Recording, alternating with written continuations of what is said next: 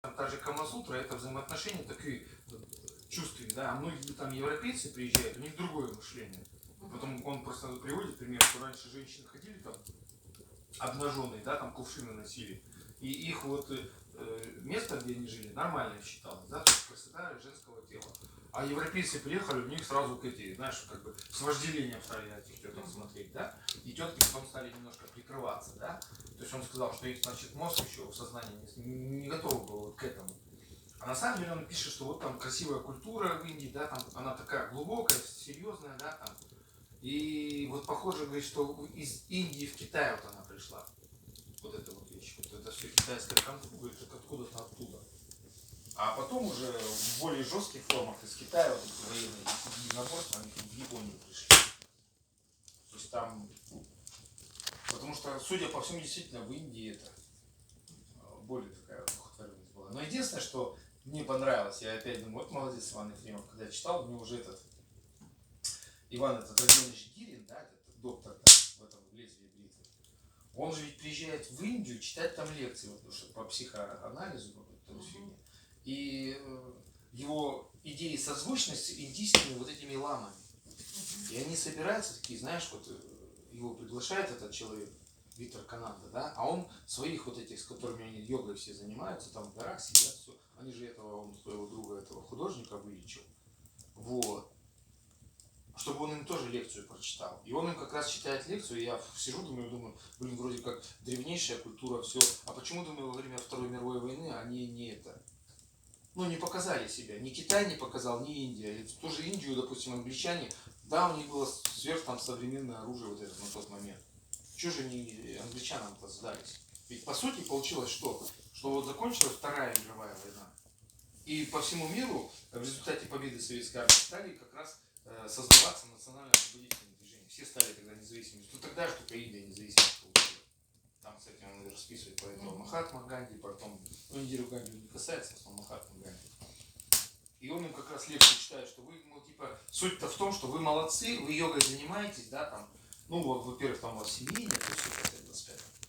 А самое-то главное, что вы свою вот эту культуру, эту йогу, в массы не несете. То есть вы как бы сами для себя занимаетесь. А этого как раз плохо. Надо это все в массы нести, чтобы вот у вас большая страна, у вас там кастовая система, чтобы вы это все людям несли. И я такой сижу, думаю, вот, наверное, вот это у них и есть главная проблема, что они занимаются, они достигли определенных серьезных высот, а в общем и целом, видишь, иноземный враг их делает почти. Потом, понимаешь, вот это вот кастовое общество, оно же не дает им вообще никакого развития. Вот, вообще, наверное. Вот этот шудра, да, низшая ступень, ест чашку риса раз в 3 дня, сидит, скрестив ножки в дороге. Понимаешь? Да. Потом... Не, а с точки зрения жизни, ну ест он 3 раза в день эту чашку риса, ему уже достаточно, чтобы развиваться. Раз в 3 дня. А, раз в 3 дня. Ну, да.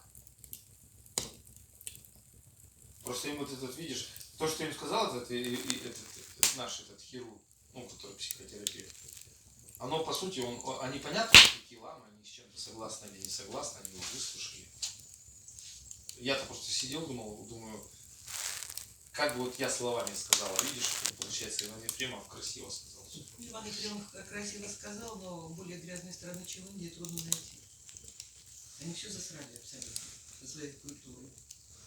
Этот ганг, в том-то и дело, что вот тут, понимаешь, возникает, как говорит Ефремов, диалектическое противоречие. С одной стороны храмы вот эти красивые, а с другой стороны срач повсеместный. Причем не грамотно, я кадр видел в интернете, как им сделали этот, ну, поезд загружается пассажирский или электричка, а там идет контактный провод, ну, электричка. И вот один какой-то Федя, блин, этот залез туда наверх, ему говорят, слезай. А он, да пошли вы нафиг. И пошел, встал во весь рост и начал там руками махать. За провод задел, там только видно, что это. Искра прошла, такое только вспыхнуло где-то там, раз, он упал тут же и на крышу. И, ну, простая неграмотность, все, блин, погиб. В общем и целом, нам что, кшатрии, которые военные, так сказать, специальности приобретают, и брахманы. Брахманы, да, у них там самые такие. Ага. А что, а толку-то что? вот он про это им и сказал. Что толку-то? Это ужасно. Не, а у них, видишь, вот эта каста вот этих вот йог, которые именно занимаются самосовершенством. В том-то и дело, что у них там серьезные наработки есть. А дальше них этих, да, эти наработки никуда не идут. И в результате получается, ну что толку, вы там достигли каких-то высот. Ну кто-то к вам приближенный, там люди, да, вот Ну, там. кстати, очень много там надуманного и неправды. Потому что вот эти йоги, которые занимаются своими физиопрактиками, на самом деле они живут вовсе не 100 лет, а живут они 37-40 лет. Ну, может быть. Понимаешь, это все легенды и намеки. Не, у Ивана Ефремова про 100 лет не написано, у него просто написано, что вот там есть определенные техники, когда, допустим, вот этот вот Дайярам, да, он Телотаму обещал вызволить из рук этого режиссера. Режиссер что, он получил на халяву ее, так она там красивая, танцевает, она, оказывается, там грамотная, и культуру знает, вот, и историю знает, она своего какого-то рода, вот. А тот его там, ну, в общем, что там его там напоили чем-то, обкурился он, они там напоили, потом куда-то отдубасили его. И он, получается, стал совестью мучиться, а этот его учитель как раз, этот Витаркананда, он его, значит, он куда-то там зашел в горы, фиг знает, у них там есть как монастыри. Причем там место такой каменный склеп, где вот камень вот такой притесанный вытаскивает целое там 3 или 4 человека. И туда пролезает, как в этот, да, его закрывает, и он там сидит, ему только через окошко подают еду, чтобы он там это, ну, подумал. Причем этот, который там сидел, думал, блин, я же не сказал учителю, сколько мне надо отдыхать. Там, вот. Я типа уже там типа все осознал, там тролливали. Смотрит, это открывается, и вот, значит, он там оттуда вытаскивает его. А учитель сказал, а я сам типа уже давно понял, тебе 28 типа дней достаточно. Да? И он, я говорю, ну вот, допустим, там, по крайней мере, там пришел в гармонию сам с собой. И то хорошо. И потом уже они там придумали план, как